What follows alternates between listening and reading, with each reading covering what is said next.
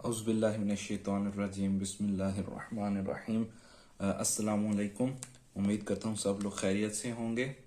अच्छा जी, आज जो हम स्टार्ट करने लगे हैं वो न्यूमेरिकल्स हैं चैप्टर 2 के 11th क्लास के, ठीक है, वेक्टर्स के। तो आज हमारे पास जो न्यूमेरिकल है वो है जी 2.1।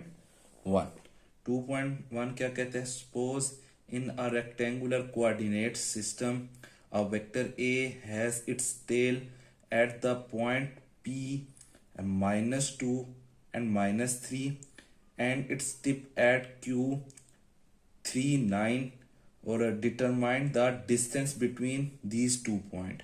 ठीक, तो हमारे पास जो गिवन है पॉइंट है यानी P हमारे पास है जी -2 -3 और हमारे पास जो Q पॉइंट गिवन है वो क्या है जी आपके पास 3 और 9। अच्छा, ये बेसिकली कह रहा है कि आपको ना रेक्टेंगुलर सिस्टम में गिवन है। अगर मैं रेक्टेंगुलर सिस्टम को बना लूं यानी ये हमारे पास एक्स वाई प्लेन हो गया यानी रेक्टेंगुलर सिस्टम। आपके पास जो पॉइंट है यानी एक जो आपका समझने के जो वेक्टर ए है वो लाई कर रहा है, जो उसकी टिप है वो यानी -2 से आपके पास इस पे लाई करे। तो ये पॉइंट हमारे पास 3 और 9 की है और ये जो हमारे पास उसकी जो टेल होगी वो हमारे पास 2 और -3 की है, ठीक है, क्योंकि दो माइनस के तो हमारे पास थर्ड कोऑर्डिनेट और प्लस के हमारे पास फर्स्ट कोऑर्डिनेट। तो ये न्यूमेरिकल में उसने गिवन की है। हम डीपली नहीं जाते, हम क्या कहते हैं कि जो हमारा ऊपर आर यानी जो पी पॉइंट है हम उसको कह लेते हैं कि अगर हम उसको वेक्टर फॉर्म में लिखें तो हम उसको कह लेते हैं जी हमारे पास P वाला R1 vector is equal to -2i plus आपके पास -3j यूनिट वेक्टर, ठीक है। और इसी तरह हमारे पास Q के लिए हम वेक्टर को लिख लेते हैं R2 is equal to 3i unit vector plus 9j unit vector. अब हमने करना क्या है, हमने डिस्टेंस फाइंड करना है और डिस्टेंस फाइंड करने का फार्मूला हमें पता है जी क्या है, D इज इक्वल टू यानी R2 माइनस R1। सही है, तो ये जब हम करेंगे तो हमारे पास डिस्टेंस आ जाएगा।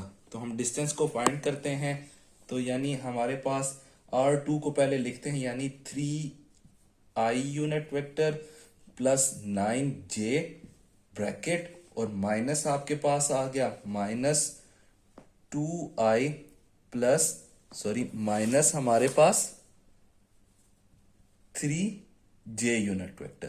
क्लियर होगी बात। अब हम जरा माइनस को मल्टीप्लाई कर देते हैं ब्रैकेट के अंदर यानी 3i plus 9j minus minus plus 2i minus minus plus 3j। ठीक हो गया। अब हम j यूनिट वाले वेक्टर को हम j में ऐड करते हैं और i वाले को i। तो ये हमारे पास बन गया जी 3 और 2 यानी 5i और ये आपके पास 9 और क्या कहते हैं जी 3 आपके पास 12j यूनिट वेक्टर, ठीक है। तो ये हमारे पास d वेक्टर आ गई यानी डिस्टेंस। ठीक, अब हम क्या करेंगे, हमने इसका फाइंड करना है जी मैग्नीट्यूड। तो हम मैग्नीट्यूड ले लेते हैं, हमें पता है जी ये x कंपोनेंट यानी इसका स्क्वायर प्लस जो हमारे पास y कंपोनेंट है उसका स्क्वायर और ऊपर स्क्वायर रूट। अच्छा, अब 5 का तो हमें पता है जी स्क्वायर क्या आता है यानी स्क्वायर रूट 25 प्लस आपके पास जो 12 है 12 को अगर आप इसका स्क्वायर देखें तो ये आपके पास आ जाएगा जी 144। ठीक, तो हम दोबारा इनको हम क्या करेंगे, इनको हम ऐड करते हैं और ऐड करने से हमारे पास क्या आएगा जी, इनको ऐड करने से हमारे पास आ गया जी स्क्वायर रूट 169 आ गया और 169 का जो हमारे पास स्क्वायर रूट होता है वो हमारे पास 13 है। अब क्योंकि ये हमारे पास चैप्टर 2 स्टार्ट में लिखा आया है तो हमें पता चल जाना चाहिए कि इसका क्या कहते हैं, कुछ भी यूनिट अभी हमें नहीं पता तो हम सिर्फ सिंपल इधर क्या लिखेंगे, यूनिट अकॉर्डिंग टू बुक। ठीक हो गया, तो हमारे पास ये आंसर आ जाता है 13। उम्मीद है बात समझ आ गई होगी, अगर ना आई तो आप कमेंट के जरिए पूछ सकते हैं। अल्लाह हाफिज।